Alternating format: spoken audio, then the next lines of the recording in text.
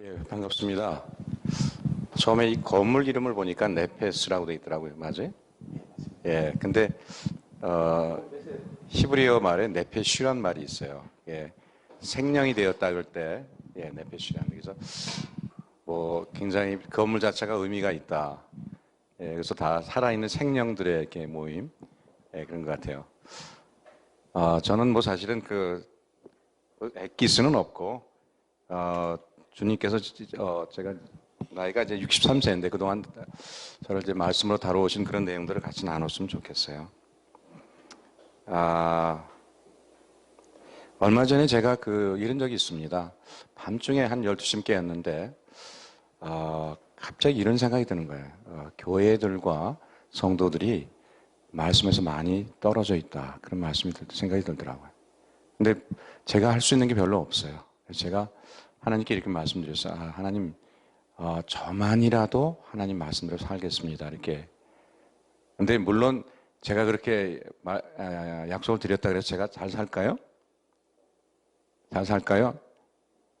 이제 잘 안 산다고 하긴 좀 강사한테 무리한 것 같고, 산다고 하긴 좀 미덥지가 않으니까 대답을 못 하시는 것 같아요. 그죠? 예, 근데 그러면서 제가 뭐라고 말씀드냐. 하나님 그래서 저한테 말씀을 주세요. 제가 그렇게 말씀을 드렸어요. 근데, 그 뒤로 제가 새벽 기도를 거의 빠진 적이 없어요. 왜냐하면 그 말씀이 너무 좋아서, 그러니까 하나님께서는 신실하신 것 같아요. 하나님께서는 여러분들이, 아침에 하나님 앞에 앉을 때 하나님께 얼마나 신실하게 말씀하시는지 몰라요. 그러니까 어떤 본문이 저희한테 주어지더라도 사실은, 그것이 문제가 되지는 않습니다. 하나님께서는 얼마든지 말씀하셨어요. 여러분들은 어떤 일정 본문에 들어가면은 일단 미리 이 말씀에 깨달아질 리가 없다 이런 굳은 믿음으로 이렇게 여러분들이 말씀을 보시잖아요. 그러니까 또 말씀대로 또 믿음대로 될지어다 그래서 또 안 되는데 사실은 그렇지 않습니다. 그래서 오늘 제가 드리는 말씀이 그러니까 옛날에 옴니버스 형식이라는 게 있었어요. 그건 이제 그런 영화는 뭐냐면 몇 가지 다른 영화를 한꺼번에 이렇게 딱 보여주는 게 있었어요. 그럼 제가 그렇게 할 수밖에 없는 게 제가 보통 큐티 강의를 하면은 한 번에 4시간씩 해서 제가 보통 12주 48시간 이렇게 하고 그랬는데 제가 이렇게 잠깐 점프해서 해야 되기 때문에 하고 뭐 그냥 설교라기보다는 여러분과 그냥 같이 저희 생각을 나눴으면 좋겠어요. 그래서 우리가 너무 이렇게 쉽게 지나가던 얘기들을 다시 한번 이렇게 살펴봤으면 좋겠습니다. 저희가 창세기를 보면요. 창세기는 이제 성경의 가장 첫 권이며 또 첫 권이기 때문에 하나님께서 제일 먼저 하시고 싶어 하는 얘기들이 나오는 것 같아요. 그렇죠? 그리고 또 하나는 뭐냐면 이 성경 전체를 창세기부터 요한계시까지 이끌어가는 원리들이 많이 나온다고요. 그러니까 창세기를 잘 보는 것, 창세기 특히 1장이나 2장을 잘 보는 것이 굉장히 중요합니다. 근데 창세기 1장 26절에 이런 말씀이 있어요.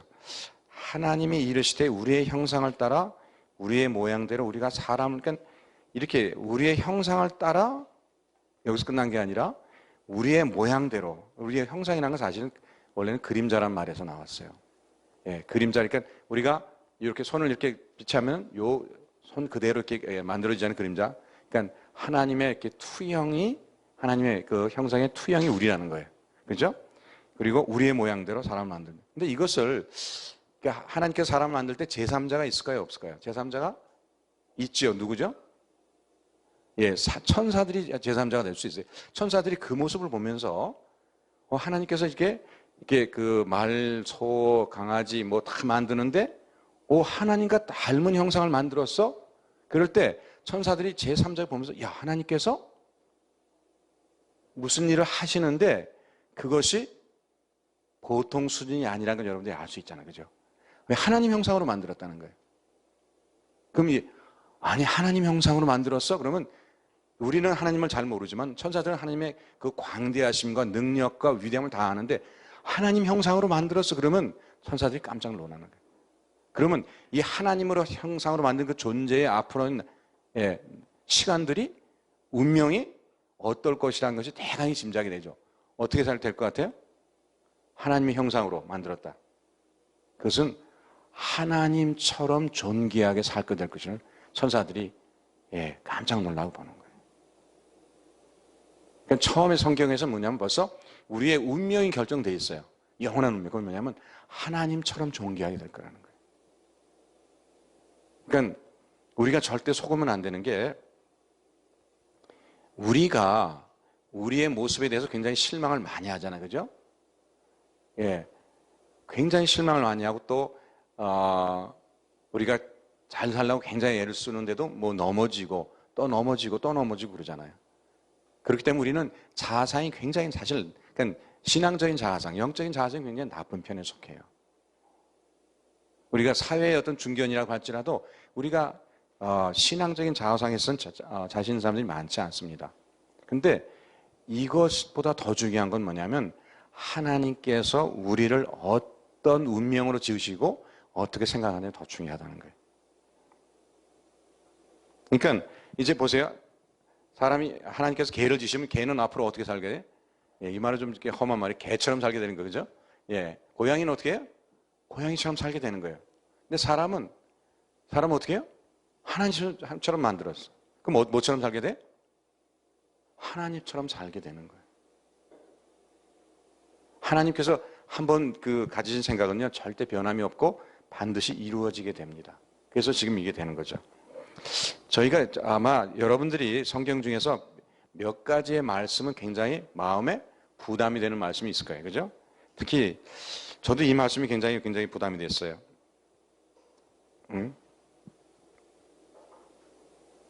이제 레위기 11장 44절에 보면 이런 말씀이 있어요.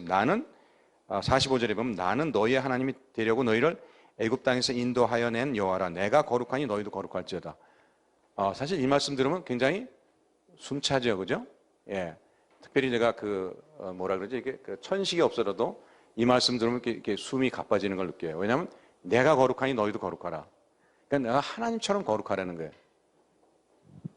하나님도 이제 조금 하나님 나보다 조금 이렇게 낮은 수준이라도 그래도 수준을 지키며 살아라 이렇게 말씀하시면 그래도 할 텐데 내가 거룩하니 너희도 거룩하라. 이 말씀이 사실은 굉장히 저희한테 부담이 되잖아요. 숨차고 어떤 데 포기하고 이렇게 그런 말씀이에요. 근데 이거를 거꾸로 뒤집어서 한번 생각해 볼 필요가 있어요. 거꾸로 뒤집어서. 제가 예전에 바울 사도가 이런 말씀합니다. 내가 예수 그리스도를 본받은 것 같이 나를 본받으라. 굉장히 듣기가 불편하더라고요. 내가 예수 그리스도를 본받은 것 나를 본받으라. 굉장히 듣기가 불편해. 아니 지가 이런 생각이 드는 거예요. 근데 거꾸로 생각을 해본 거예요. 근데 만일 그렇게 우리가 존경하는 사도인 바울 사도가 그렇게 말할 수 없다면 그러면 기독교는 소망이 없는 거예요. 만일 안 목사님 좀 미안하지만 안 목사님이 그렇게 얘기할 수 없다면요. 그 말씀 교회는 소망이 없는 거예요. 거꾸로 보세요. 마찬가지로 보세요. 내가 그러니까 제가 얘기는 이제 개하고 고양이가 많이 나오는데 보세요. 개한테는 어떻게 살라고 그래요? 개처럼 살라 그러면 되는 거예요. 그죠? 고양이한테는 고양이처럼 살라 그러면 되는 거예요. 그죠? 근데 해필은 사람은 뭐처럼 살아요? 하나님께서 사람처럼 살라 그런 게 아니라 어떻게 누구처럼 살라고요? 하나님처럼 살라 그러는 거예요. 그러니까 우리는 창세부터 하나님께 창세 이전부터 하나님께서 저희를 계획하시고 할 때 어떤 수준으로 우리를 계획하셨다고요? 사람이란 것은 사람 이퀄 뭐예요? 하나님이라고 봐야 돼요. 우리는 그런 수준으로 만들어진 존재들이에요. 지금 우리가 타락을 하고 세상이 험하기 때문에 못 따라가지만 우리의 신분 자체는 그냥 하나님의 아들이 되는 건 너무나 당연한 거예요. 우리는 그런 신분으로 만들어졌고 그렇게 계획됐다는 거예요. 우리는 현재 내 삶이 따라가지 못한다고 해서 내가 지금 그렇게 살지 못한다고 해서 우리는 형편없는 절대 이런 말 쓰지 마세요. 어떤 장로님들이 가끔 기도할 때 이런 기도하잖아요. 벌레 같은 이거는 예수님께서 절대 벌레 같은 존재로 돌아가시지 않습니다. 그분이 얼마나 존귀한 분이고 하늘과 땅에서 그분만큼 존귀한 분이 없고 그분의 광대하심과 위대하심과 높으심과 그 지혜는 따라갈 수가 없는데 그분이 벌레를 위해서 돌아가지 그렇지 않아요. 그분이 가장 존귀하고 사랑하는 존재를 위해서 돌아가시지 벌레를 위해서 돌아가시지는 않습니다. 우리의 삶은 따라가지는 않더라도 우리 신분은 뭐예요? 네, 신분은 그렇다는 거예요. 우리가 옛날에 보면은 거지와 왕자라는 그 소설이 있는데 거기 소설에 보면 거지와 왕자가 비슷하게 생겨서 서로 옷을 바꿔 입었어요. 그래서 그 왕자가 거지굴에 들어가 사는 거예요. 아마 들어가서 좀 많이 좀 맞고 그랬을 거예요. 왜냐하면 이제 식사 때가 되면 손으로 첫째 이 숟갈 젓갈이 없을 거 아니에요, 그죠? 그러니까 뭐 갖고 와라 그다음 많이 맞고 네가 무슨 거지가 이렇게 우리가 거지굴에서 거지굴처럼 살지만 뭐예요? 신분은 뭐예요? 왕자라는 거예요. 우리가 여기서 잠시 그렇게 살지만은 우리의 신분은 왕자의 신분이라는 거예요. 절대 여러분들이 하나님 앞에 나갈 때 벌레처럼 나가지 마세요. 예, 하나님께서 우리를 계획하시고 그렇게 만들어 가시는 건 뭐냐면 하나님만큼 존귀하게 만들어 가시는 거예요.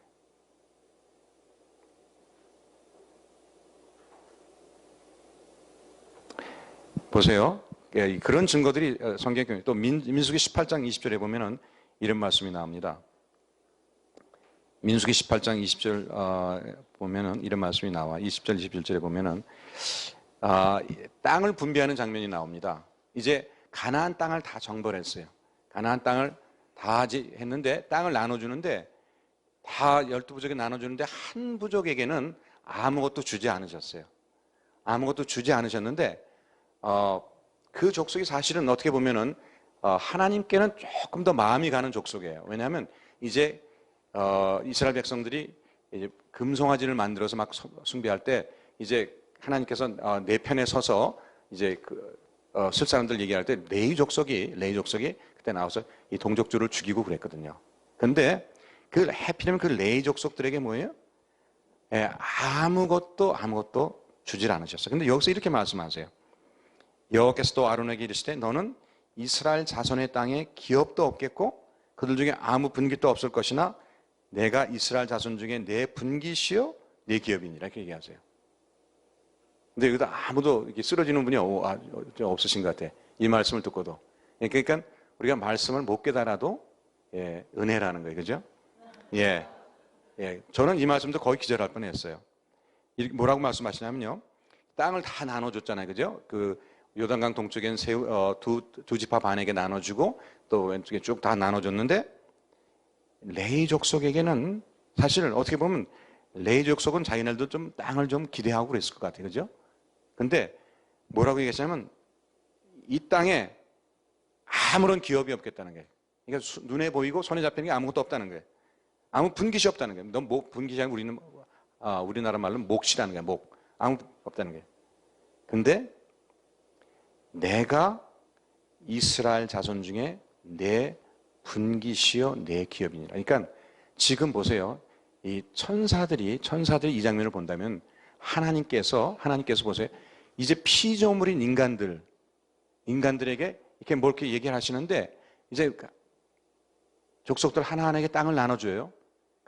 땅이란 것은 천사들이 볼 때는 별로 가치가 없는 거 아니에요. 그죠? 하나님께서 지으신 어마어마한 우주 중에서 그 중에서 아주 작은 별인 그 은하계 중에 그 중에 아주 작은 또 태양계 중에 그 중에 또 작은 지구 중에 또 작은 가나안 땅이야. 그러니까 천사들이 볼 때는 이게 별로 근데 땅을 나눠주다가 이 대목에선 천사들이요 다 기절하는 거예요. 왜냐하면 내가 창조주 하나님이 내 몫이야. 창조주 하나님 자신을 이 피조물의 한 족속에게 뭐예요? 소유로 주신다는 거예요. 이게 가능한 얘기예요. 이게 가능한 얘기냐고요. 도대체 이게 가능한 얘기냐고요. 하나님께서 자기 자신을 피조물의 한 족속에게 기업으로 주셨다는 거예요. 그러니까 레위 족속 뭐냐고요? 무슨 족속이라고요? 하나님을 소유한 족속이에요. 그러니까 천사들이 볼 땐 도저히 이해할 수 없는 이런 장면이에요. 만일 그 레위 족속들이 그 의미를 다 알고 하나님이 어떠하신 걸 다 안다면 어떻게 해요? 다 쓰러져 죽었죠. 우리가 그래서 다 깨닫지 못해도 그 은혜가 되는 거예요. 여러분이 다 깨달고 죽으면 그 말씀 교회는 문 닫는 거예요. 근데 여러분들이 다 깨닫지 못하는데 여러분이 아마 천국에 가시면은 이 말씀을 보면 여러분들이 목이 메어서 견디지 못할 거예요. 어떤 하나님이 하나님 자신을 우리에게 그 소리를 주시는 거예요. 우리는 왕 같은 제사장이라는 건 어떤 레이족 속의 어떤 그 소유를 물려받았다고 볼 수도 있죠, 사실은. 그죠? 우리는 하나님을 소유한 백성이에요. 우리는 하나님을 소유한 백성이에요. 이런 몇 가지 우리가 성경 구절을 보더라도 사람이 만들어진 것은 결코 그냥 적당히 살다 적당히 죽는 그렇게 가치 없는 그런 족속이 아니라 하나님께 늘 뭐예요? 그러니까 레위 족속은 어떻게 해요? 레위 족속은 또 이제 11조를 그 이스라엘 백성들이 가져오면 그걸 누가 받아요? 레위 족속이 받아서 챙겼어요. 11조는 누가 받는 거예요? 하나님이 받으시는 건데 그걸 레위 족속이 받았다는 건 거기서 뭘 의미하냐면 우리가 하나님을 대신할 수 있는 그런 존재라는 거예요. 또 처음에 그 창세기에도 사람을 만든 너희가 하늘에 있는 것부터 땅에 있는 것, 물속에 있는 것 다 어떻게 해요? 어떻게 하라고? 다스리라고 말씀해요. 그건 누구를 대신해서? 하나님을 대신해서.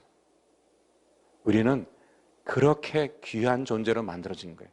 우리의 존재 자체, 우리의 아이덴티티, 우리의 그 신분을 우리가 생각하는 우리 자신에다가 그래서 그런 내가 생각할 때 내가 별로 올 일 없는 것 같고 내가 생각할 때 내가 아무것도 아닌 것 같고 저도 이제 나이가 먹으니까 제가 63세인데 나이가 먹으니까 이 뺨이 이렇게 처지더라고요. 그래서 제가 아침마다 이걸 주무릅니다. 이렇게 올라가라 이렇게. 근데 안 올라가요 이게. 근데 그렇더라도 머리가 이렇게 허옇더라도 말이에요. 그래도 우리 존재는 절대 가벼운 존재가 아니에요. 우리는 하나님 앞에서 얼마나 존귀한 자인지 몰라요.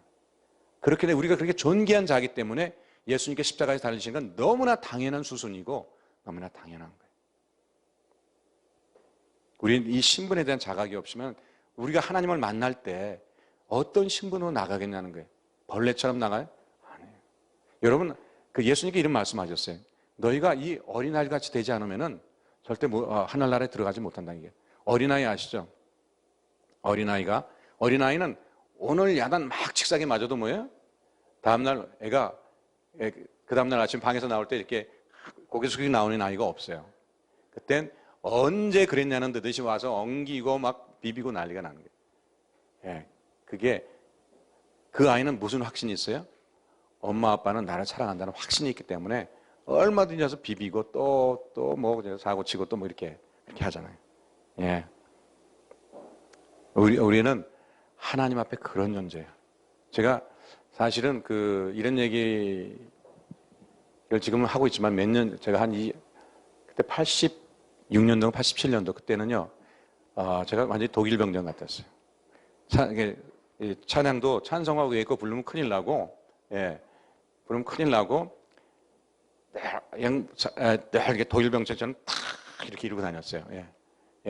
한 번도 이렇게 양복 위에 다른 걸 입어본 적도 없고, 오늘은 제가 할 수 없이 입었지만은 근데 하여튼 제가 어느 정도였냐면 제가 어떤 이제 사건이 있어서 그다음부터 양복을 주중에 안 입고 오기로 결심을 하고 청바지 입고 온 사람들이 막 와서 구경하더라고요. 야, 김 집사님 청바지 입고 왔대. 막 와서 구경했어. 막 무슨 특별한 패션이 아니라 너무 독일 병정 같이 살던 사람이 그걸 벗어나니까.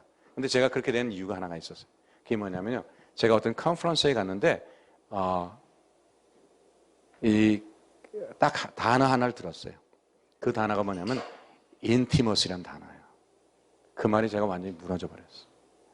하나님과 나는 하나님은 내가 하나님 뜻에 맞게 하면 하나님께 복 주시고 아니면 뭐 야단 맞고 뭐 이런 식의 전 생각을 해왔는데 하나님과 나와는 intimacy라는 거예요. 제가 이제 저희 그 아이가 지금 이제 여기 총신 이제 신대원 다니고 있는데 제가 사실 솔직히 말해서 걔를 기르는데 실패한 사람이에요. 그래서 제가 한 번은 저희 교회에서 고등부에서 이제 와서 고등부 학부모회에서 와서 예배를 드리는데 저한테 설교를 해달라는 제가 그랬어요. 나는 이래서 실패했다 이 얘기를 하니까요. 막 얼마나 인기가 좋은지 몰라요. 그랬더니 지금까지 들었던 설교 중에서 제일 좋았다 이렇게 얘기하더라고요.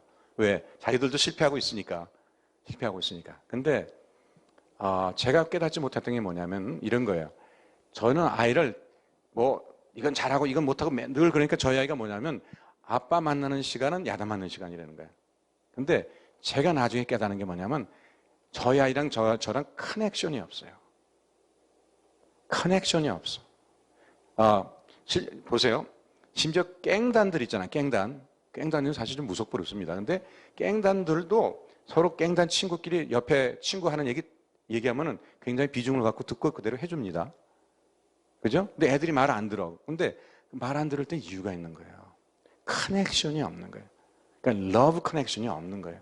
그러니까 일만 갖고 얘기해. 너 이거 잘하고 이거 못하고 그러지.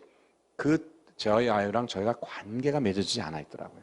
그냥 기본적으로 나는 아빠니까 뭐 이렇게, 근데 그게 아니라 그보다 관계가 맺는 게 참 중요한 것 같아요. 하나님과 우리도 마찬가지예요. 관계가 없이는 만나는 재미가 없는 거예요. 그러니까 그 하나님과 이거 관계가 참 중요합니다. 내가 하나님 앞에 나갈 때 나는 어떤 존재라는 걸 알고 나가야 되고 그 다음에 내가 어떤 관계를 맺으려는 게 참 중요하죠. 관계로 들어가면은 이제 좀 얘기가 제가 연결이 좀 안 될 수도 있어요. 제가 좀 중요한 얘기들 쭉 해야 되기 때문에 요한복음 1장 1절을 보면요. 태초에 말씀이 계시니라 이 말씀이 하나님과 함께 계셨으니 이 말씀은 곧 하나님이시니라 그가 태초에 하나님과 함께 계셨고 이 말씀을 보면 어떻게 보면 1절과 2절이 같은 말씀이에요. 보죠? 태초에 말씀이 계시니 이거 굉장히 중요한 얘기입니다. 이 말씀 아마 이 말씀 한마디 갖고도 기독교가 탄압을 받아야 돼요. 왜냐하면 그 당시 사실 예수님께서 오셨을 때 그 무렵에는 이스라엘이 로마의 통치하에 있었고 그때쯤 이제 로마의 황제가 이제 거의 권력이 넘치다 못해서 이제 거의 미쳐가는 지경이에요. 그래서 나중에 자기를 신이라고 이제 하죠. 신이라고 해서 로마 신들 신상에 자기 동상을 세우면서 신처럼 숭배하라 그랬는데 여기 이 말씀을 보면요. 태초에 말씀이 계시니 여기서 말하는 태초는 물론 창세기에 나온 태초랑 다르죠. 창세기에 나온 태초는 이제 그 시간이 시작될 때를 말하는 거고 이거는 영원한 시간전을 말하죠. 그러니까 태초에는 하나님만 계실 때를 말하는 거예요. 아무도 없을 때. 근데 태초에 말씀이 계시니라 이 말은 뭐냐면 그 말씀이 누구라고 얘기하는 거예요? 말씀이 하나님이라고 얘기하는 거예요. 말씀이 하나님이라고 얘기해요. 그러니까 이 말씀을 이렇게 로마 황제가 들으면 그래요. 이렇게 들리는 거예요. 야, 로마 황제 네가 신이야? 그럼 너 태초에 넌 있었어? 없었어? 이런 얘기예요. 태초에 넌 어디 있었느냐? 예, 그러니까 로마 황제가 신이 아니라는 게 드러나는 그런 말씀이라고. 근데 이 말씀이 이렇게 엄청난 선언이에요. 태초에 말씀이 계시냐? 이거는 예수 그리스도는 하나님이시라는 아주 굉장한 선언인데 엄청난 선언인데 그 다음에 나오는 말이 이 말씀이 하나님과 함께 계셨으니 그 다음에 이걸 우리가 잠깐 넘어가서 그 다음에 이 말씀은 곧 하나님이시니라. 이것도 엄청난 선언이잖아요. 그죠? 예수 그리스도 몫으로 오신 예수 그리스도 그분이 하나님이라는 것은 우리는 너무나 당연하지만 그 외의 사람들이 볼 때는 엄청난 선언이에요. 하늘과 땅을 가르는 그런 선언이 되는데 그 사이에 낀 말씀이 이 말씀이 하나님과 함께 계셨으니 이 말씀은 하나님과 함께 계셨다?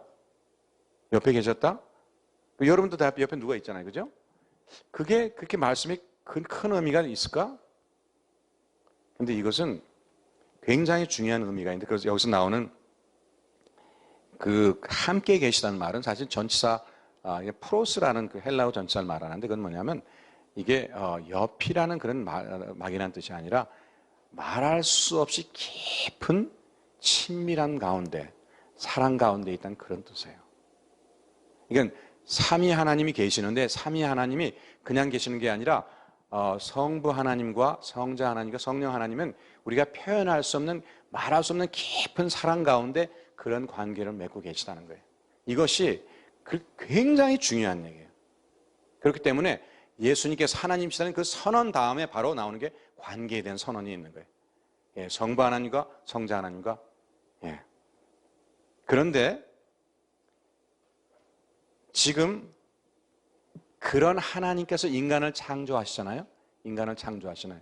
그것은 뭐냐면은 그냥 하나의 피조물 만드는 그런 단순한 그런 창조가 아니라 이 삼위 하나님께서 누리던 그 사랑의 관계를 이제는 더 연장해서 사람을 포함한 그런 사랑의 관계로 들어가시는 걸 말한단 말이에요. 그게 하나님의 창조의 목적이라는 거예요. 그 창조의 목적이래요. 그 사귐, 그 말할 수 없는 깊은 사귐. 그렇기 때문에 예수님께서 이런 말씀을 해요. 아버지께서 나를 사랑하신 것 같이 나도 너를 사랑한다. 그 말은 벌써 뭐예요? 성부 하나님과 성자 하나님과의 표현할 수 없는 깊은 사랑과 친밀함이 이제 뭐예요? 어디로 연장되냐면 이제 예수님과 우리 사이로 연장이 되고 또 내가 너희를 사랑한 것 같이 너희도 사랑하는 그 말은 뭐냐면 이제 그것이 서로 인간들 사이에도 연장돼서 그런 디바인 러브가 그러니까 신적인 그 사랑, 표현할 수 없는 그 사랑이 이제는 우리들 사이에 편만하게 되도록 하는 것이 하나님의 이제 인간 창조의 목적이라는 거예요. 그것이 요한복음이라는 복음의 제일 1장, 요한복음은 사실은 예수님께서 하나님이 그걸 드러내기 위해서 쓰신 복음이라고 보통 신학자들이 얘기하는데 거기에 가장 처음에 예수님께서 하나님이시라는 걸 표현한 다음에 그 다음에 뭐예요? 예수님과 다른 삼위 하나님께 사이에서는 이런 표현할 수 없는 그 사랑의 관계. 그 다음에 이제 그 사랑의 하나님이 우리한테 오셔서 그 사랑이 연장되는 모습을 보여주는 것이 요한복음 1장의 말씀이랍니다. 그렇기 때문에 2장에 이게 2장이 아니라 1장 2절에 그가 태초에 하나님과 아주 똑같은 얘기 아니에요. 태초에 하나님과 함께 계셨고 그가 태초에 계셨다는 건 예수님은 하나님이시라는 표현이고 다음에 하나님과 함께 계셨다. 이건 뭐냐면 이제 그 삼위 하나님의 표현할 수 없는 그 사랑의 관계를 얘기하는 거예요. 그러니까 어떻게 보면은 뜻이 하늘에서 이루어진 것 같이 땅에서 이루어지리이다. 이런 우리가 주기도문을 우리가 자주 하면서 이거 어떻게 하라는 얘기지? 어떻게 하라는 얘기지? 잘 모르시면은 그냥 이걸 생각하셔도 돼요. 이 삼위 하나님의 그 말할 수 없는 깊은 사랑의 관계가 있듯이 이 땅에서도 하나님의 사랑으로 말미암은 그런 사랑으로 이어지는 그런 아가페적인 사랑의 그런 공동체가 만들어지게 하는 것, 하나님 나라. 그것이 뜻이 하늘에서 이루어진 것 같이 땅에서 이루어지리다. 그런 말에 전부는 아닐지라도 상당히 중요한 부분이라고 생각하셔도 틀리지 않는 얘기입니다. 제가 이렇게 말씀드리는 것은 이제 요 다음 말씀을 하시기 위해서 드리기 위해서인데, 좀 제 시간이 길어지면 좀 사인을 주세요 누군가. 그렇게 하면 그렇게 해도 저는 계속 하겠지만은 하겠습니다. 보세요. 제가 이제 그 세미나를 하면서 이런 말씀을 제가 질문을 해요. 왜 결혼하셨습니까? 이런 질문을 합니다. 여기 부부가 몇 분 계신데 왜 결혼하셨어요? 이런 질문 또 처음 들어볼 수도 있어요. 왜 결혼했냐 그러면 사람들이 당황하다 보니까 엉뚱한 대답을 많이 해요. 어떤 사람은 거의 선지자 같은 사람이죠. 때가 돼서 했다. 이런 분이 있어요. 선지자야. 그죠? 여기까지는 그래도 좀 괜찮아. 그러니까 또 어떤 사람은 굉장히 솔직한 사람이에요. 어떤 사람은 뭐냐면 남들이 하니까 했대요. 그 말도 맞는 말이에요. 그죠? 남들이 다 결혼하니까 하는 거야. 그죠? 또 어떤 사람은 더 솔직해. 뭐냐면 애를 낳으려고 했다는 거예요. 근데 요즘 애도 잘 안 낳잖아요. 그죠? 이렇게 생물학적인 이런 대답도 나오는데 사실은 저희 아내도 여기 있지만은 저도 그냥 막 좋아서 결혼했는데 결혼을 하고 나니까 목표가 없어지는 거 있죠. 결혼 생활의 목표가 없어지는 거예요. 그래서 참 제가 잘 못 해줬어요. 이 기회를 빌어서 제가 좀 사과를 하는 거예요. 저도 이젠 노후 대책을 세워야 될 그런 시점이 있기 때문에 틈이 날 때마다 이렇게 대책을 세우는 거예요. 근데 제가 심지어 어떤 말까지 했냐면요. 이 잡은 고기에 미끼 주는 거 봤냐? 이런 얘기예요. 미끼는 항상 잡기 위해서 이렇게 하잖아요. 그죠? 이제 고기를 잡는다면 미끼가 필요가 없는 거예요. 그죠? 그런 얘기까지, 아주 심한 얘기까지도 제가 해보려 했어요. 근데, 성경을 보면서 그게 아니라는 걸 알았어요. 사실은 저랑 제 아내는 학교에서 아주 유명했습니다. 아주 굉장히 유명한 커플이고, 심지어 제가 그때 이제 고시 공부를 준비하고 있었는데, 그러니까 밖에 나갈 수는 없고 그래서 이제 우리 경상 법정대, 경성대 같이 이제 있는 그 도서관에다가 뒤에 두 사람 자리를 갖고 이렇게 마련해 있었는데 하루는 제 친구들이 나오라 그러더니 나오더니 너 때문에 공부 안 되니까 가라는 거예요. 그래갖고 이제 쫓겨났어요, 도서관에서. 그 정도로 유명했는데 근데 그래도 이제 막상 결혼할 때 목표가 없으니까 헤매기 시작하는 거예요. 근데 사실은 결혼의 목표가 있습니다. 제가 이 가정 세미나 하고 다니는 부부의 그 신혼 다음날 아침 얘기를 들은 적이 있는데 이 사람이 이제 그 남편이 이제 그 다음날 이제 이를 닦으려고 세수하려고 이제 그 화장실 들어갔더니 어떤 인간이 치약을 가운데를 쭉 쥐어짜서 썼다는 거예요. 치약이라는 게 뒤에서부터 말아서 써야 되는데 아니 근데 어떤 인간이 하나밖에 더 있어요, 그죠? 그래서 싸움이 붙었다는 거예요. 그러니까 사실은 치약이라는 게 얼마인지 한 3,000원 하나? 여기? 3,000원짜리에 그 수년 동안에 그게 다 날아간다는 거예요. 그것은 뭐를 말해주고 있냐면 우리의 사랑이 불완전하다는 거예요. 불완전하다는 거예요. 이게 불완전한데 근데 왜 하나님께서 같이 살게 하시나요? 사실 보세요. 인간은 아주 근본적으로 불완전한 게 하나님의 형상으로 지은 다음에 그대로 있으면 괜찮은데 그걸 하나님께 나누셨잖아요. 그죠? 둘로 나누셨어요. 둘로 나누셨으니까 일단 하나님의 그 형상의 반 정도가 갈린 거예요. 그죠? 남자와 여자가 서로 성격이 다른 게 이유가 있어요. 그러니까 여자들은 꽃을 보면 꽃에 확 빨려 들어갑니다. 그래서 예쁘다 그러고 꽃의 그 세세한 디테일에 막 마음이 가는데 남자들은 어떻게 하냐면 남자들은 멀리 보거든요. 멀리 보고 넓게 보기 때문에 멀리 보니까 3주 뒤를 보는 거예요. 3주 뒤에 보면 꽃이 어디가 있어요? 쓰레기통에 가 있어요. 그러니까 꽃을 안 사. 꽃을 보면 뭐가 보여요? 쓰레기통이 보여. 그 꽃을 안 사는 거예요.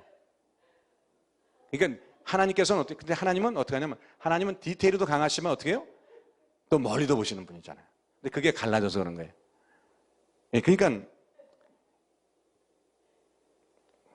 그러니까 결혼 생활의 목표는 뭐냐면요.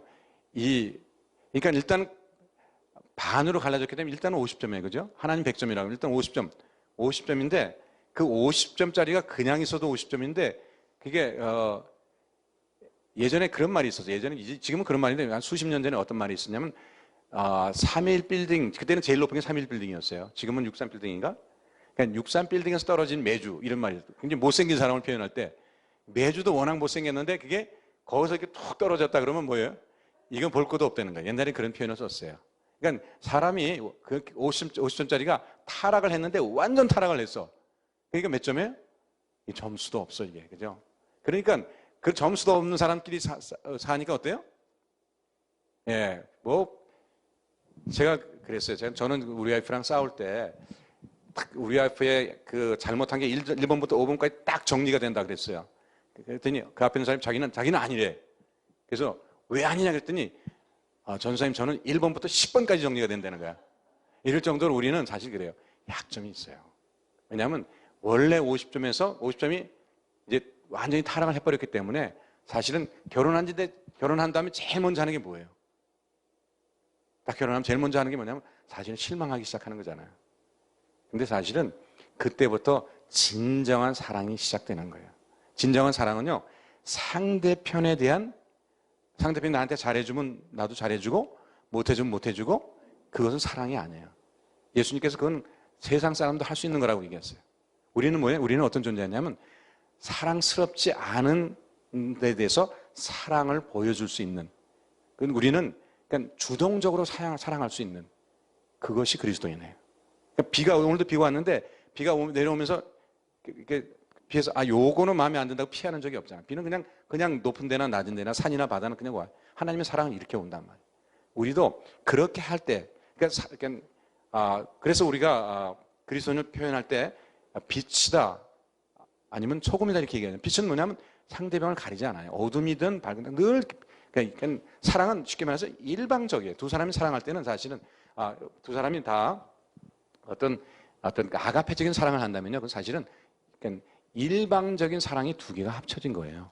그러니까 우리가 만일 아가페적인 사랑을 한다면은 그게 아니라면 그냥 이렇게 서로 조건적인 사랑을 하는 거예요. 사랑은 절대적으로 일방적입니다. 하나님의 사랑은 일방적이에요. 그러니까 우리가 원수였을 때 뭐예요? 원수라는 것은 사실은 그렇게 쉬운 얘기가 아니에요. 원수란 건 그 인간 만나면 그냥 달라가서 그냥 코를 물고 싶고, 그냥 귀를 잡아당기고 싶고, 막 이런 게, 예, 그냥 막 패고 싶고, 예, 그리고, 예, 예, 그리고 그게 원수라면. 그럴 때, 예수님께 돌아가셔서 우리에게 생명을 주셨다는 거. 이것은 일방적이게 철저하게. 근데, 그러니까 우리가 결혼 생활의 목표라는 건 사실은 뭐냐면요. 사랑의 완성이에요. 이렇게 부족한 인간끼리 모여서 부족함에도 불구하고 계속해서, 예, 부족함이 드러나면 드러날수록 내 사랑이 자라나가면서 내가 진정한 사랑이 완성돼가는 과정. 이게 바로, 예, 결혼의 목표라고요. 제가 저희 와이프가 있으니까, 제가 좀 떨립니다. 이렇게 하면서 이제, 예, 이게, 예, 어떻게 저기서 인터프리트 하나가 제가 좀 떨리고 있어요, 제가. 예. 제가 이런 얘기, 저희 와이프는 잘 안 하는데, 오늘 뭐 할 수 없이 걸렸으니까. 예, 근데, 그러면 신앙생활의 목표는 뭐냐는 거예요. 그러니까, 예를 들어서 제가, 오늘 아침에 저기서 말이죠. 여러분 들어오실 때마다, 교회 왜 왔어요? 이렇게. 그러면 여러분들이 뭐라고 대답하시겠어요? 그러니까 예배 드리러 왔다고 얘기해요. 전도사님 예배가 얼마나 중요한데, 그럼 제가 한마디에 대해서, 예배 왜 드리세요? 그러면. 그 다음에 대답할 말이 없잖아요. 그죠? 예배 왜 드리세요? 그게 뭐냐면, 진짜 대답이 거기에 있는 거예요. 뭐냐면, 하나님을 더 사랑하기 위해서 우리가, 하나님에 대한 사랑에 완성하기 위해서 예배를 드리는 거예요. 예배는 하나님 만난다는 것은 하나님과 우리와의 사랑이 점점 완성되기를 우리 기대하면서 우리가 예배를 드린다는 거죠. 그러니까 묵상의 목표는 뭘까요? 제가 이제 힌트는 다 드렸어요. 그러니까 여러분들이 묵상할 때 묵상의 목표가 뭘까요? 예, 하나님께 대한 사랑이 완성되기 위한 거예요. 결코 그날 기가 막힌 걸 깨달아갖고 그냥 듣기 싫은 사람 내 큐티 들을래? 그럼 괜찮아 그래도 들어야 돼 그러면 그러고 얘기하는 그게 아니라는 거예요. 예, 하나님 만나는 하나님의 얼마나 우리에 대한 그것이 그 하나님의 그 심정, 저는 하나님의 심정, 제가 하나님의 심정이라는 단어를 너무 제가 흥분해갖고 예전에 제가 플러신 학교 다닐 때 교수한테 물어요. 혹시 이 신학의 계열 중에 하나님의 하나님의 심정이란 그런 혹시 계열이 있냐니까 없대요. 그랬더니 전도사님 만드세요 그러더라고요. 예, 아직까지 못 만들었는데, 근데 하여튼 저는 하나님의 심정을 알 때 제가 사실은 우리가 마음에 불이 붙는 거예요. 예, 제가 이제 저희 와이프랑 얘기를 조금 더 하면요, 사실은 제가 굉장히 우리 와이프 혼자 좋아했어요. 혼자 좋아해갖고, 근데 제 마음속에 어떻게 했냐면, 저렇게 멋있는 사람이 나랑 사귈 수 있을까? 이렇게 늘 마음에 이렇게 이 자존감을 가지고 있었는데, 한 번은 이제 베스트 프렌드가 있어요. 홍영이라고 이제 베스트인데, 하루는 저를 만나자 그러더라고요. 그러더니, 그땐 제가 연극반에 같이 있었어요. 연극반에 있었는데, 그때 형반에서 이제 그 선배를 형이라고 불러요. 이제 오빠라고 안 부르고, 형 몰라요. 그래서 뭘 몰라? 몰라요. 뭘 몰라? 그랬더니, 뭘 몰라? 그랬더니, 저 옆에서 저를 좋아한다는 거예요. 그래서 제가 그때 그냥 완전히 말씀을 깨달은 것도 더 좋았어요. 그게 좋아갖고. 그때부터 제가 그날 탁 나가 전화 걸는데, 그 전까지는 제가 전화 걸 때 비굴하게 막 전화했거든요. 근데 그때 얼마나 제가 당당해지는지, 그랬더니 전화, 나와. 이렇게 되게요. 이렇게 되게 되더라고요. 그러니까. 예. 그러니까 아는 게 참 중요해요. 하나님의 사랑을 알면은 우리가 자신감이 생기고, 예. 우리가 하나님 알면은 우리 더 이상 나를 벌레같이 여기거나 그렇게 안 하고, 내가 얼마나 하나님께 귀한 존재인가를 깨닫게 되면요, 우리가 나가는 게 너무나 기쁨이 돼요. 그래서 하나님께 나가는 것이 절대, 저 사실, 저희가 아침마다 새벽 기도를, 제가 가야 된다고 하면 제가 안 갈 얼마든지 안 갈 이유가 있어요. 제가 이제 제가 맡은 일 중에서 이제 그 제자훈련 지도자 세미나라고 그런 게 있습니다. 칼 세미나를 보통 얘기하는데, 그걸 이제 하면서, 밤늦게까지 하기 때문에, 저는 예전엔 또, 그거 할 땐 제가 새벽 기도를 안 나갔어요. 근데 요새는 그냥 몸은 너무 피곤한데 그 말씀 듣고 깨닫는 것 때문에 그거 안 나갈 수가 없어요. 제가 그러니까, 나가야 된다고 나가는 게 아니라 나가고 싶어서 나가는 거예요. 몸은 피곤하죠. 예, 낮에 졸리고 그런데 하나님과 이런 관계로 들어가는 것이 참 중요한 거예요. 그래서 우리가 우리가 지금 이 땅에서 우리가 신앙생활의 목표가 뭔가, 우리가 이 땅에서 우리의 삶을 마칠 때 우리가 어떤 모습으로 마쳐야 되는가 굉장히 중요해요. 우리는 어떻게 잘못 생각하면은, 예를 들어서 그 말씀 교회 같으면 그 말씀 교회가 그럼 어떤 20년, 30년 뒤에 어떤 모습으로 돼 있어야 되냐는 거예요. 어떤 모습으로. 사람이 수만 명? 그걸로 하나님께 기뻐하실까요? 그게 아니에요. 많은 사람들이 착각하고 있어요.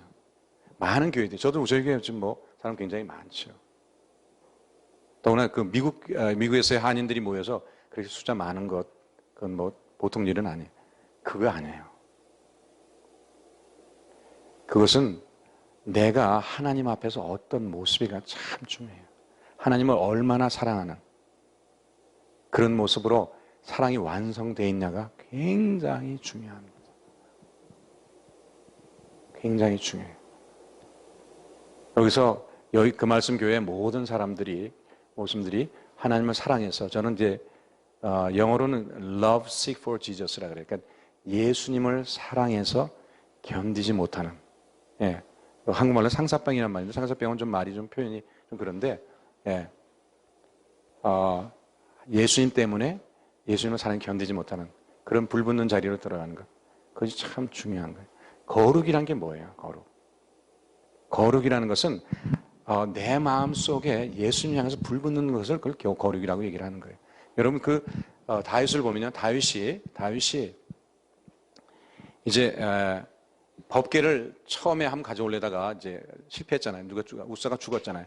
그 다음번에 법궤가 막 이제 다윗성이 별게 아니라 예루살렘의 그 세 토막으로 나눈 제일 아랫부분, 그분을 다윗성이라고 불러요.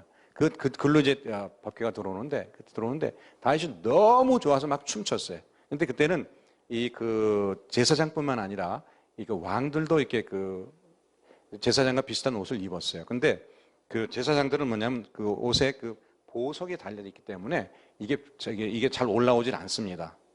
근데 이 제사장 위에 사람들은 보석을 달 수가 없기 때문에 옷이 아주 그냥 허늘허늘해서 막 춤을 추니까 어떻게 꽤 올라온 것 같아요. 그죠? 발목 정도 드러났다 그래서 그 아내가 이렇게 남편들에게 채신 없다고 얘기하지 않았을 것 같아요. 그런데 그렇게 하나님의 법궤, 하나님의 임재라고 하시는 하나님 법궤가 들어올 때 그거를 견디지 못해서 막 춤추고 이러는 것, 하나님 향해 불타오르는 것, 이것이 거룩이에요.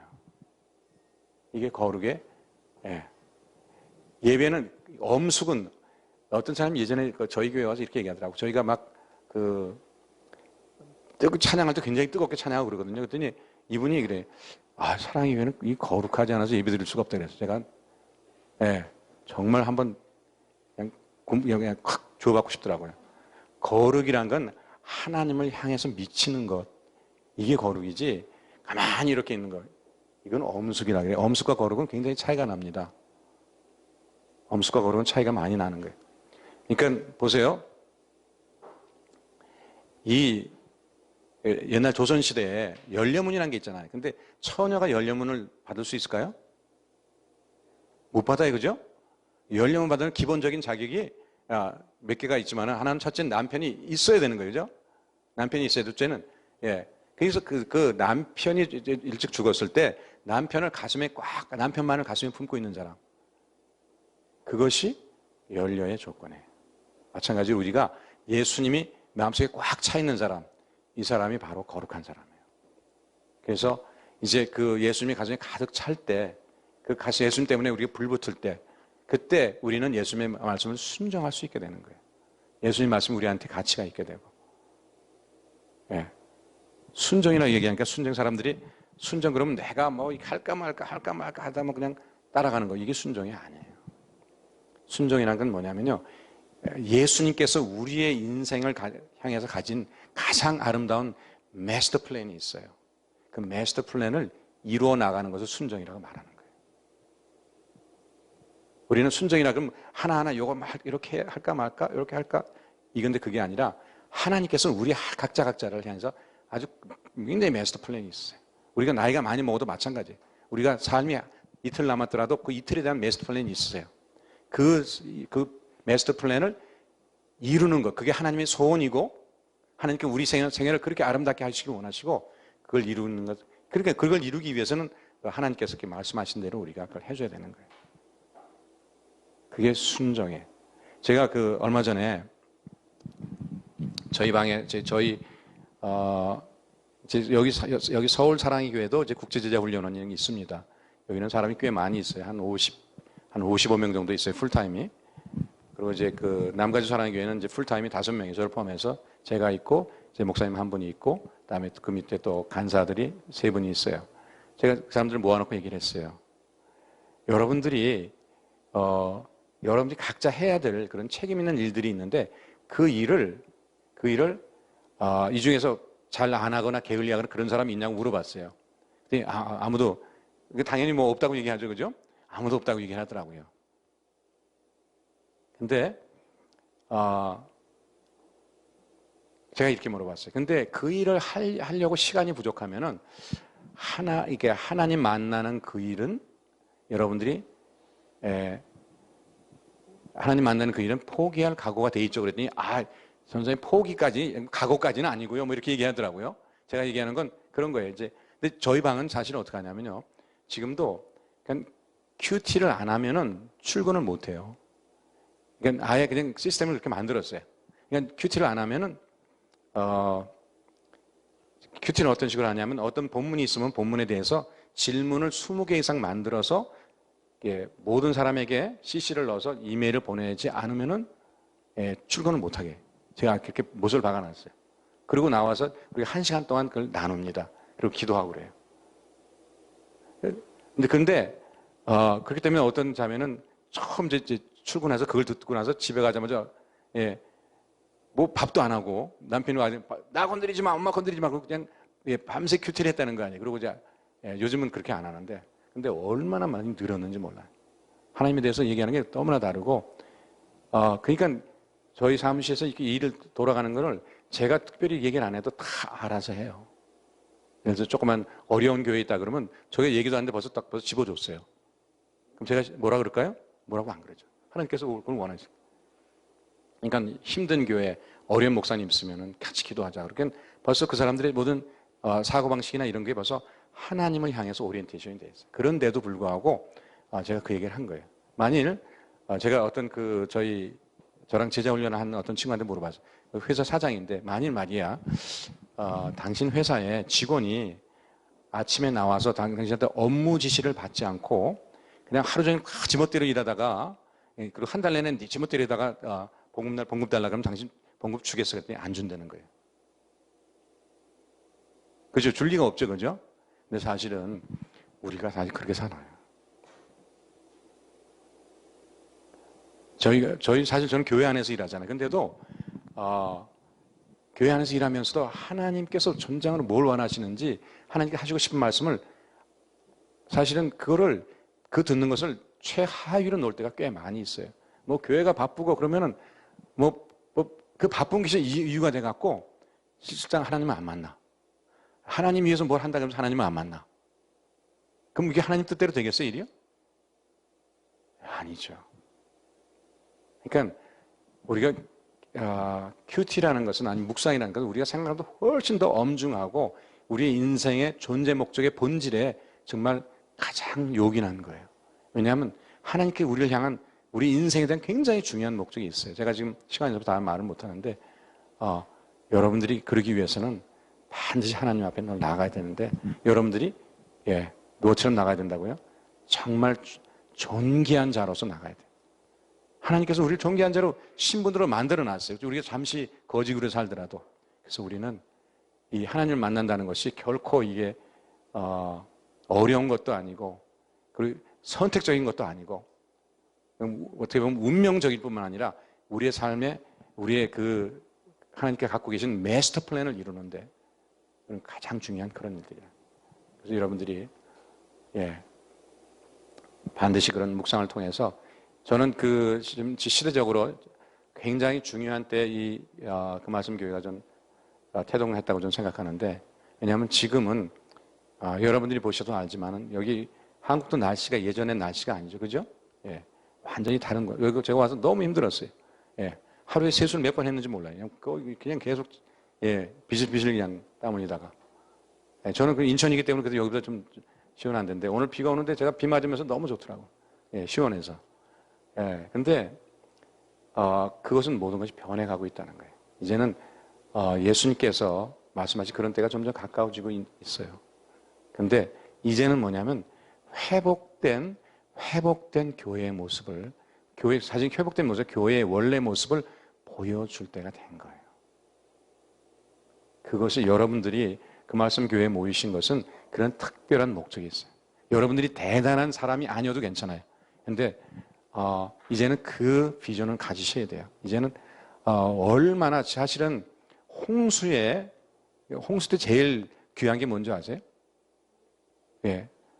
홍수 때 제일 귀한 게 사실은 식수잖아요. 마찬가지로 지금은 굉장히 홍수 같은 말씀이 있는데 식수가 없어요. 이제는 여러분들이 이제 그 생수 같은 그런 말씀이 여기 그 말씀 교회에 충만해야 됩니다. 절대 여러분 예배는 이렇게 말씀하시는데 그 정말 예배가 아니에요. 예배는 그냥 일주일 동안 그냥 굶었다가 그냥 주일날 어떻게 한번 목사님을 통해서 한번 이렇게 좀 이렇게 한껏 먹고 또 일주일 살아보자 이게 아니에요. 이게 예배가 아니에요. 예배는 뭐냐면 매일매일의 삶 가운데 흐르던 그 개천 같은 그런 물들이 여기는 주일날 강같이 이렇게 모여서 강 같은 긴 흐름을 가지고 흐르는 것, 그런 은혜가 그런 강 같은 흐름을 갖는 그것이 그게 예배예요. 그 가운데서 우리가 또 새롭게 마시고 또 물론 이제 그렇게 못하는 사람은 또 예배 때 와서 또 마시고 또 생명을 얻어갈 수도 있지만은 모든 성도들이 매일 하나님과 누리는 그 은혜와 감격이 모여서 더 큰 불로 더 큰 감격으로 살아나는 것이 그게 사실 예배예요. 그렇지 일주일 내내 그냥 삐쩍 메말라 있다가 그냥 주일날 와서 어떻게 그냥 뭐 발동을 걸어서 해보려고 그런 것은 예배가 아니에요. 예배는 사실은 주중에 드리는 예배가 이제 진짜고 그 삶의 예배가 주일에 성도들의 합쳐진 공동체 예배로 이게 다시 드러나는 게 이 예배란 말이죠. 예배라는 것은 그런 거예요. 사실 예수님께서 이렇게 말씀하시잖아요. 너희가 이제 그 수가성 여인한테 이렇게 얘기하잖아. 이제는 여기도 저기도 아니고 예배를 드리는데 뭐로 드리냐고? 예? 예, 신령과 진정. 요즘엔 그 영과 진리로 바뀌었죠. 이제 근데 신령과 진정이라는 게 뭐예요?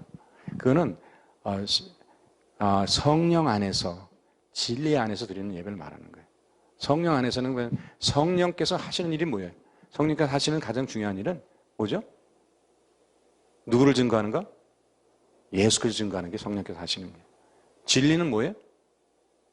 내가 길이요? 진리요 생명이에요. 예수 그리스도예요. 그러니까 예수 그리스도를 통해서 내가 예수 그리스도의 은혜 가운데서 우리가 나올 수 있는 거예요. 예배는 예수 그리스도의 십자가가 없으면 예배가 성립할 수가 없는 거예요. 그 은혜를, 그 사랑을 찬양하는 것이 그게 예배예요. 그래서 제가 얼마 전에 어떤 미장원을 하는 어떤 저랑 이제 사역 훈련을 한 그런 자매가 있어갖고 너무 또 안 된다 그래서 안 된다니까 가서 좀 기도라도 해줘야 되잖아요, 그죠? 근데 그러니까 아침에 이제 모였는데 그랬어요. 여러분들이 하루 종일 다른 사람의 머리를 주물르고 있지만은 여러분이 예수 그리스도의 십자가의 은혜를 내가 예수의 십자가의 은혜로 내가 구원을 받았고 내가 십자가의 은혜로 그것이 나의 전부라는 것, 나의 의의 전부라는 것, 나의 생명의 전부라는 것을 여러분이 늘 마음속에 갖고 있으면 여러분 아침부터 밤까지 남의 머리를 만지더라도 여러분은 예배드리고 있는 거라 이렇게 말씀을 드렸어요. 그게 예배예요. 그래서 그 감격을 이 주일날 모여서 같이 누리는 거예요. 강물같이 누리는 것. 나도 예수님의 십자가 때문에. 제가 사실 제가 여기서 이렇게 나와서 말씀을 드리지만은 저는 제가 여기서 설령 뭉개고 가더라도 뭉개고 가더라도 저의 아이덴티티나 저의 가치는 조금 더 줄지 않습니다. 왜? 저는 십자가가 저의 가치의 전부예요. 저의 아이덴티티 전부가 십자가이기 때문에 그래도 저는 예수의 십자가 저희 전부기 때문에 상관이 없어요. 아무리 안 목사님 내 뒤에다 대고 그냥 막 손가락질을 하고 하더라도 제 가치가 줄지 않아요. 왜냐하면 십자가가 저의 전부이기 때문에. 제가 여기 쓸 수 있는 유일한 조건은 십자가이기 때문에. 그래서 제가 자신 있게 쓰는 이유는 뭐냐면 십자가가 있기 때문에 그래요. 주일날은 이렇게 십자가가 높여지는 게 이제 그래서 아마 강사에게 박수도 안 치는 것 같은데 그건 맞아요. 그러니까 그래서 우리는 주일날은 예수님의 십자가가 높여지고 십자가가 자랑되고 십자가가 선포되는 거죠.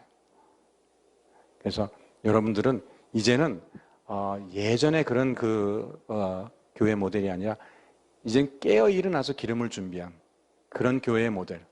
기름을 준비했다는 성령님의 역사를 말하는 거고 성령님께서 하시는 일은 뭐냐면 그리스도의 십자가가 다시 확실하게 보여지고 증거되고 자랑되는 걸 말하는 거예요. 그래서 여러분 그 말씀 교회는 그 말씀의 가장 핵심. 예수님께서 뭐라고 말씀하셨어요? 이제 그 가장 중요한 계명에 대해서 얘기할 때 구약 그 당시에는 성경이 구약밖에 없으니까 그러니까 율법과 선지의 강령. 그러니까 율법과 선지는 구약 성경 전체를 갖다가 전체를 어떻게 해요? 전체를 이제 우리가 큰 가마솥에 넣고 쫙 달여갖고 요만한 한 그릇이 탁 나오면 그 그릇이 뭐냐면 하나님 사랑, 이웃 사랑이에요. 그래서 여기는 그냥 그런 이렇게 하나님께서 우리를 창조하신 그 목적대로 우리가 하나님의 그런 아가페적인 사랑이 공동체가 되는 것. 그게 이제 새로 탄생하는 공동체의 정말 회복된 교회의 모습이에요. 저는 마지막 이 말씀하고 좀 마칠 텐데 초대교회로 돌아가자는 말 굉장히 싫어합니다. 왜 싫어하냐면 초대교회의 모습을 싫어하는 게 아니라 초대교회는 어린애 교회예요. 어린애. 태어났을 때 교회는 하나님께서 디자인하시고 하나님께서 세우신 교회예요. 그렇기 때문에 절대 이런 모습으로 끝나지 않습니다. 이젠 회복된 교회의 모습, 아까 말한 기름을 준비한 교회, 교회의 원래 원형적인 이제 그러니까 어떤 분이 이런 설교도 하시는 댄싱 브라이드라는 그런 영어 설교를 들은 적이 있는데 이제는 정말 이 순결함의 극치, 순결함이라는 것은 내가 말했지만 아무것도 안 하는 게 아니라 예수님 향해 불타오르는 것을 순결이라고 그랬죠. 그 순결함의 극치를 가지고 있고 예수님을 극토로 사랑하면서 힘이 있고 능력 있는 그런 교회의 모습을 이제 드러내기를 하나님께서 원하세요. 그래서 그 말씀 교회는 그 말씀을 통해서 그런 말씀의 놀라운 능력이 그대로 나타나는 말로만 이렇게 하는 게 아니라 능력으로 나타나고 순결로 나타나고 거룩으로 나타나고 경건으로 나타나고 순종으로 나타나고 그래서 교회 사방에서 그렇게 보여지는 그런 교회 여러분들이 만들어 가셔야 돼요. 그것이 단임 목사님에게 달려있는 게 아니라 사실은 여러분들 한 사람 한 사람 여러분 한 사람 한 사람이 그 새로운 역사의 주역들이 돼야 된다는 거예요. 그래서 제가 이 설교를 마치면서 여러분들을 조금 제가 위해서 기도하고 제가 마치도록 하겠습니다. 네. 혹시 여러분 중에서 이렇게 이제 다가오는 시대에 예수님께서 이제 다시 오시는 그때에 하나님 내가 말씀의 눈이 열려서 마음의 눈이라 그러죠. 에베소서에 마음의 눈이 열려서 하나님 그렇습니다.